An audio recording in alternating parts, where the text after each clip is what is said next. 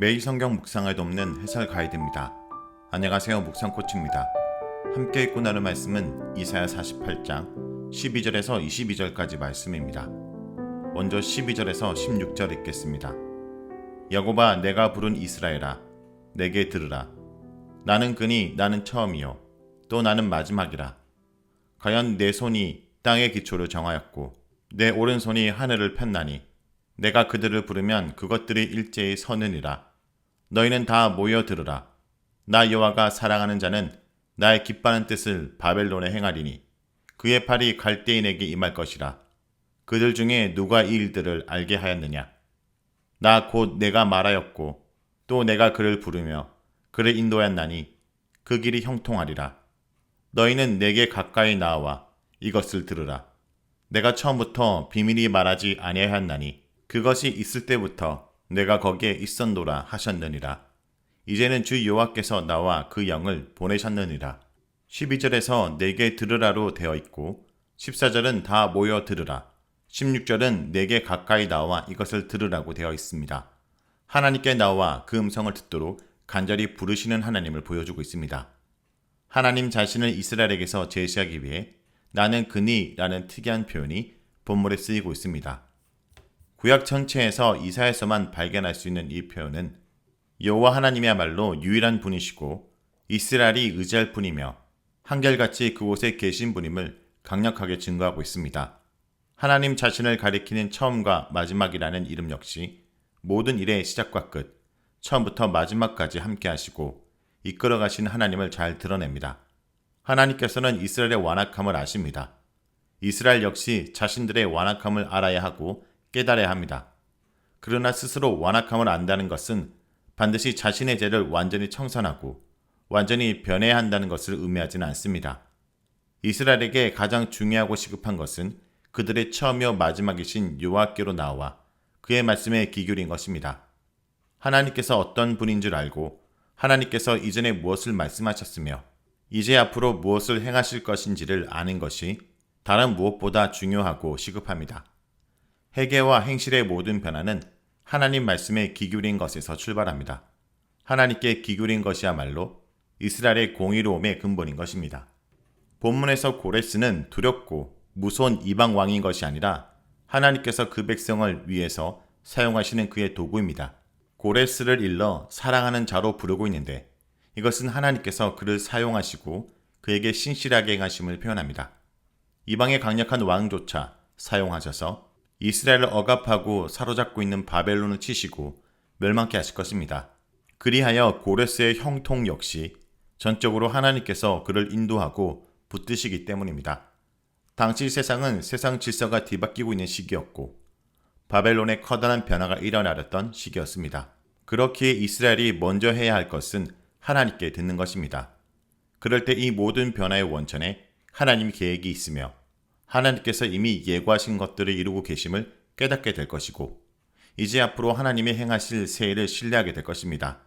하나님께 귀 기울이지 않으면 이스라엘은 변화되는 국제 정체 속에서 어리둥절할 것이고 열강들의 강력함에 압도당하여 두려움과 무지 속에서 또다시 우상들에게 앞니를 묻고 세상의 흐름에 이리저리 휩쓸리게 될 수밖에 없을 것입니다.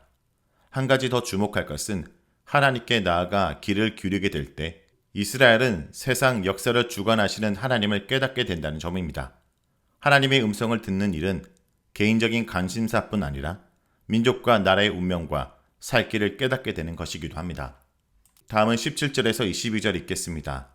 너희의 구속자시요 이스라엘의 거룩한 이이신 여호와께서 이르시되 나는 내게 유익하도록 가르치고 너를 마땅히 행할 길로 인도하는 내 하나님 여호와라.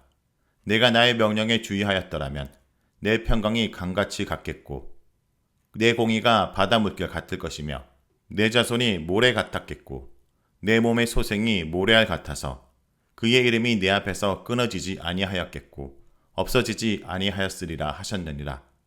너희는 바벨론에서 나와서 갈대인을 피하고 즐거운 소리로 이를 알게 하여 들려주며 땅끝까지 반포하여 이르기를 여호와께서 그의 종 야곱을 구속하셨다 하라. 여호와께서 그들을 사막으로 통과하게 하시던 때 그들이 목마르지 아니하게 하시되 그들을 위하여 바위에서 물이 흘러나게 하시며 바위를 쪼개사 물이 솟아나게 하셨느니라. 여호와께서 말씀하시되 악인에게는 평강이 없다 하셨느니라. 하나님께서 이스라엘을 이끌어 가시는 모든 목적은 그들의 유익입니다. 이를 위해 하나님께서는 그들에게 무엇을 행할지 또 어떤 길로 가야 할지 이르십니다. 그러므로 이스라엘의 바벨론 포로 생활 역시 본질적으로 그들의 유익을 위해 하나님께서 인도하신 길임을 깨닫게 됩니다. 하나님은 이스라엘에게 그저 간대하신 분만이 아니라 냉정하게 바벨론에게 망하게도 하시고 포로가 되게도 하시는 분입니다. 하나님은 이스라엘과 달콤하고 특별한 관계 안에서만 머물러 계시기를 원하지 않으시고 이스라엘을 성장하게 하시며 그를 통해 그들에게 유익이 있게 하십니다. 그래서 포로의 고통과 어려움도 겪게 하신 것입니다. 이를 생각할 때 우리는 하나님께서 모든 것이 합력하여 선이 되게 하시는 분임을 이해하게 될 것입니다. 18절에서 19절은 순종의 결과입니다.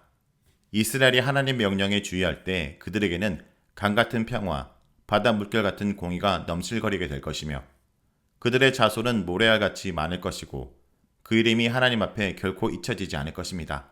하나님의 명령에 주의한다는 것은 사람이 하나님의 모든 계명을 다 지킬 수 있다라는 뜻이 아닙니다.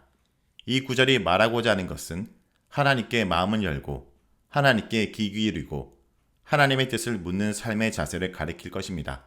그리고 그것이야말로 사실 강 같은 평화의 실체이며 바다 물결 같은 공의의 실체입니다. 이스라엘을 사랑하시고 긍휼히 여기시는 하나님의 명령에 주의하는 것이야말로 참된 평화로운 삶이고 하나님께 마음을 열고 그 명령에 마음을 같이 하는 것이야말로 진정한 공의의 내용이기 때문입니다. 20절에서 21절은 하나님을 신뢰하며 바벨론을 떠나라고 얘기합니다. 하나님께서 이스라엘을 줄기차게 설득하신 것은 20절의 촉구를 위한 것입니다. 바벨론을 떠나라. 이스라엘은 바벨론의 위세와 위력 앞에 패배하여 그곳까지 끌려온 이들입니다.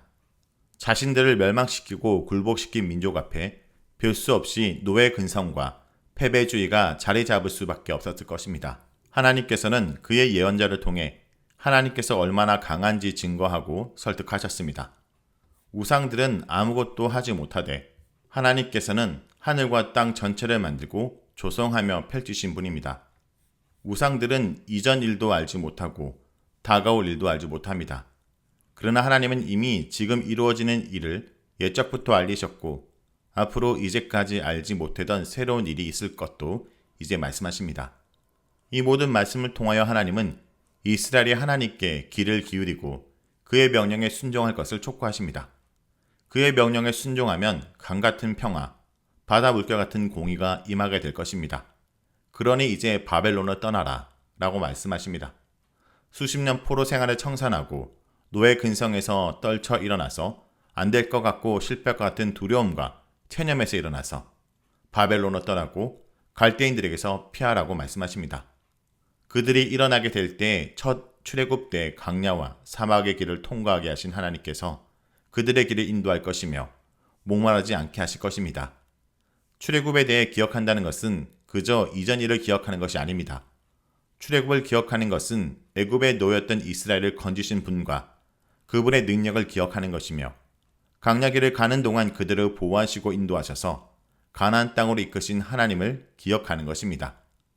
과거 행하신 하나님을 기억하는 것은 오늘 순종과 실천의 토대가 됩니다. 22절에서는 악인에게는 평화가 없다라고 말씀하십니다. 여기서 악인은 성품이나 인격과 연관된 것이 아닙니다. 18절에서 평강은 하나님의 명령에 순종한 이들에게 임하는 결과였습니다. 그렇다면 22절의 악인은 하나님께서 이르시는 말씀에 귀 기울이지 않고 주의하지 않는 이들이라고 볼 수 있습니다.